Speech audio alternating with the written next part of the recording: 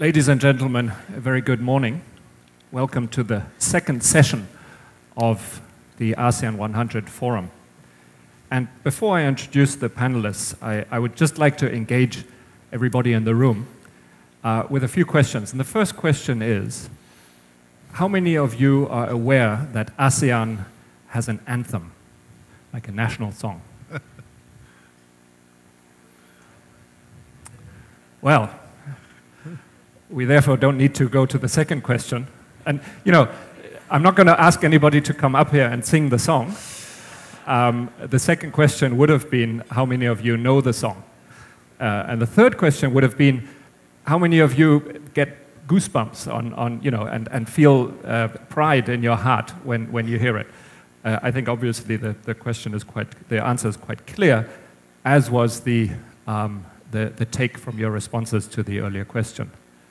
And yet, let me just quote to you what the song says. It says, "Embrace the pride in our heart, ASEAN, we are bonded as one." And it goes on to say, "We dare to dream, we care to share together for ASEAN." Now, these are lofty ideals, and I think one can be, it's obviously easy to be cynical about such ideals. And yet, it encompasses the vision of ASEAN to bring the different ASEAN nations together as one. And that really goes to the core of what the question of our forum is today, namely One ASEAN, how close are we? And in the economic sense, our discussion right now, which is on ASEAN's prospects as a unified, integrated community and possibilities in the global economy.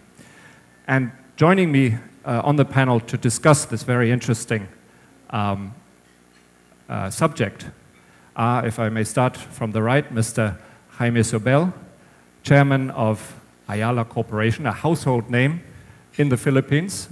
We learned earlier today about Ayala Land. Land is not the only thing that Ayala does. They're in telecommunications, they're in banking, they're in water, they are in automotive and many other activities as well. In addition to being the chairman of Ayala Corporation, Mr. Zobel sits on a number of boards of corporations, including Mitsubishi and Toshiba, just to name a few.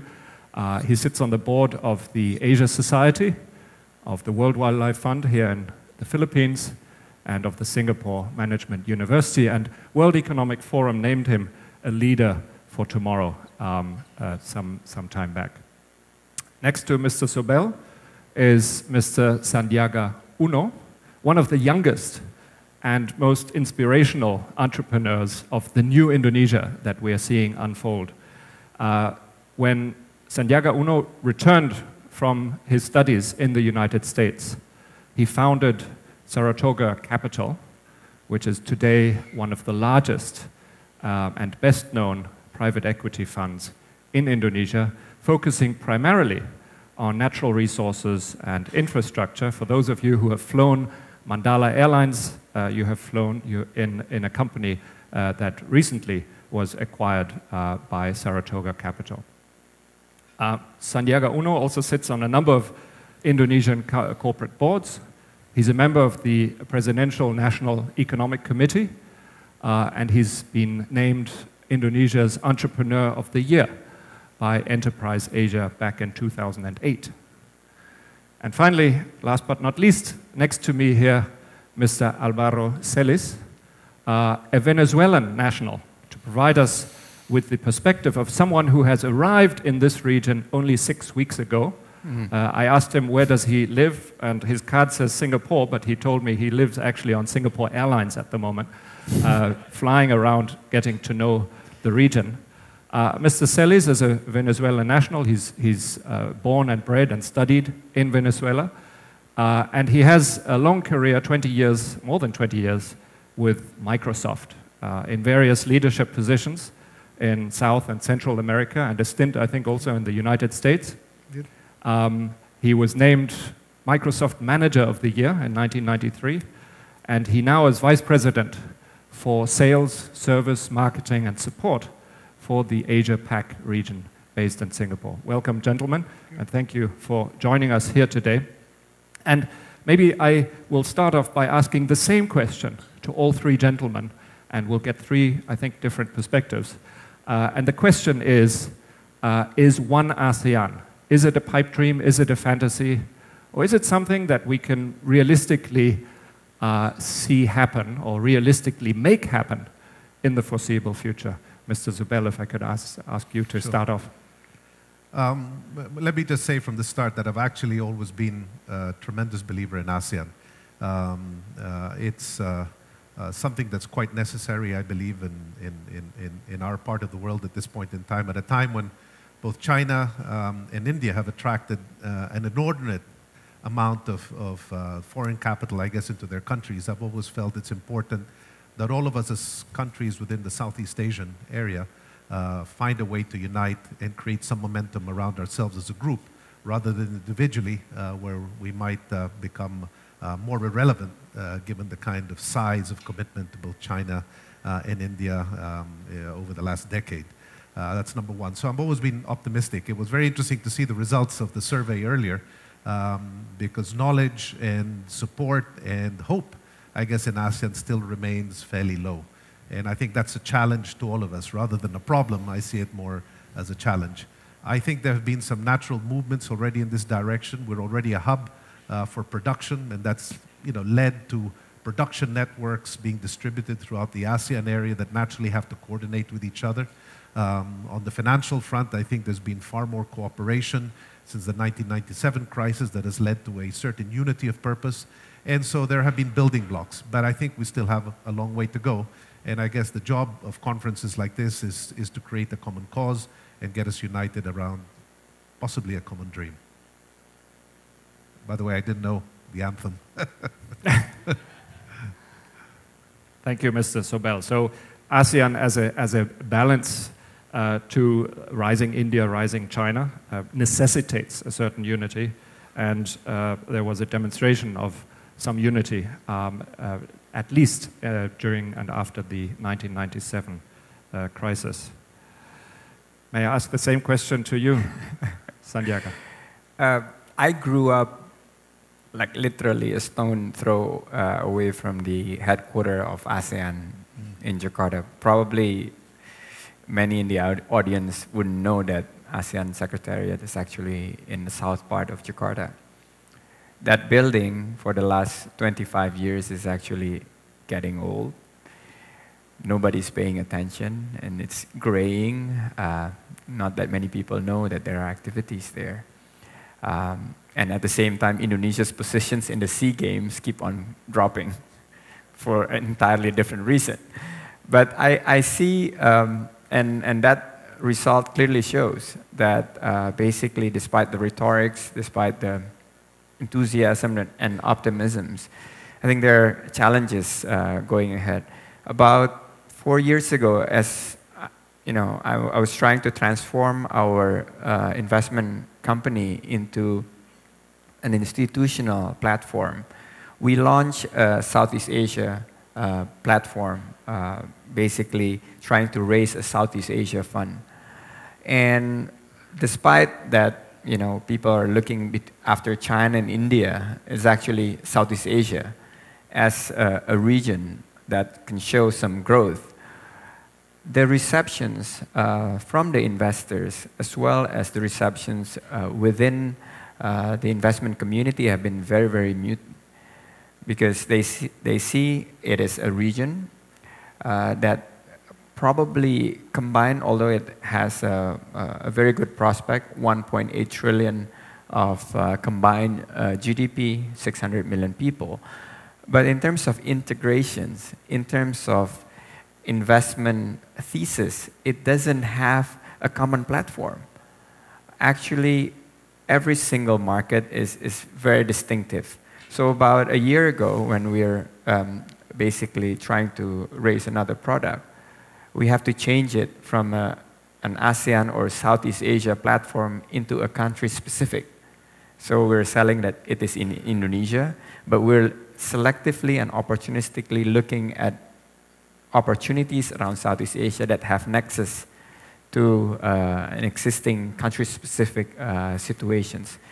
So if we look at this, despite all the potentials, despite all the numbers, because the numbers seems to gel very well, given where US, Europe now, Southeast Asia is still growing and growing very nicely.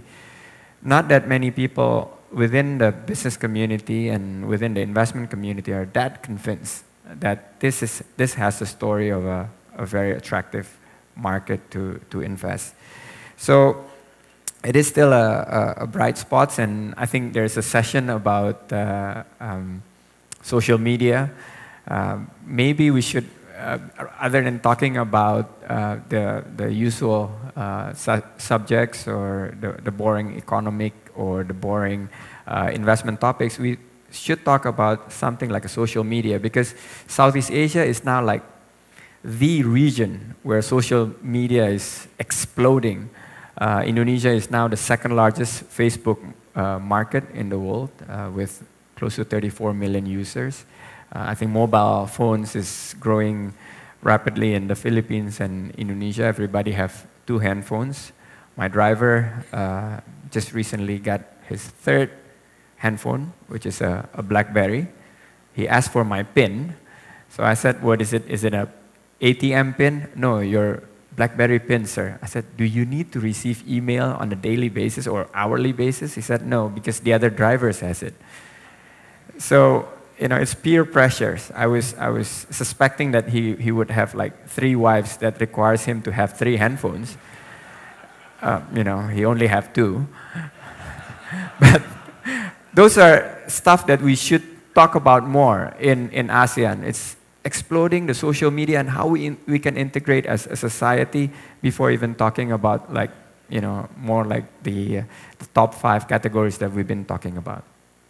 Thank you very much, Sandiaga. Uno. Last but not least, Mr. Celis, what's your perspective on One ASEAN? Actually, as I get to know the region, I think it's a fascinating opportunity. It's a big part of the potential that we see in Asia. And when you look at the market size, the combined GDP, I mean, I think it's an obvious choice for us to try to make it happen.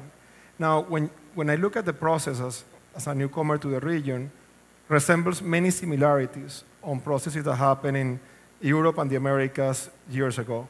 When you look at how the Mercosur, led by Brazil, as an economic community, move around, how the CAFTA agreement in Central America, that then included also the Caribbean, also was developed, and obviously the European Union, you can see that it can happen. When you look at the learnings from those processes, it will never be perfect. There will always be differences. I mean, you just read the media these days and look at the learnings from Europe, and you understand that, yeah, it has its challenges, but I think they're in a much better place now being together than being fragmented through the same situation. So I think that there's much more to gain by being together than not. And the other aspect that I think is very important is that when you look at what made those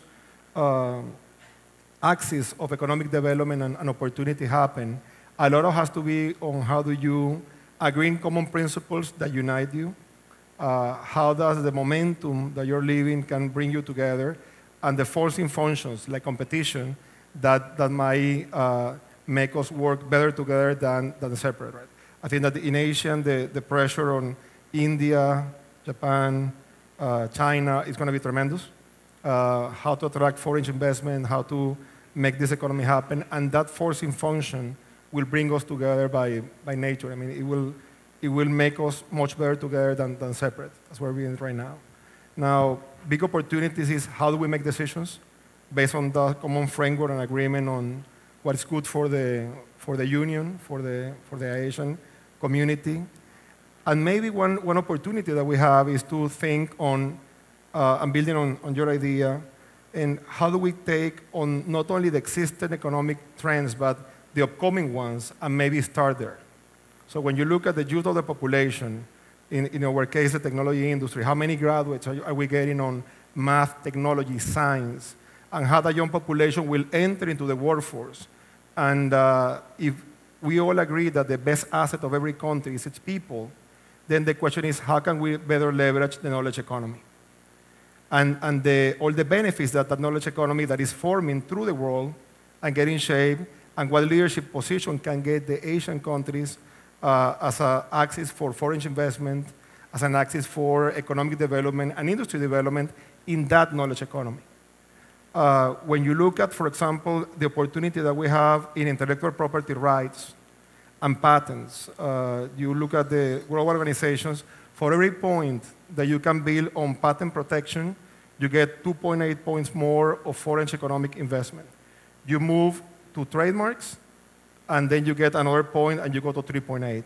You move to copyrights, and you get to 6.8 increase in foreign direct investment.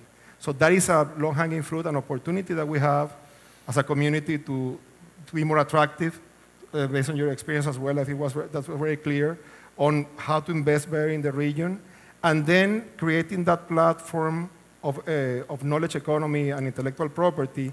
How do we then capitalize on our people, innovation, R&D, economic and social development, and that cycle can really propel the growth and prosperity in the region. The world is counting that Asia will lead the way through many years from now. I mean, you look at everywhere, look at the Americas, look at Europe, and it looks like this is a very privileged place worldwide.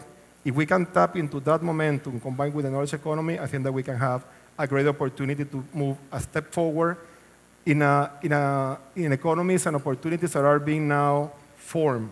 Therefore, you have less legacy and less friction on how to make the union happen.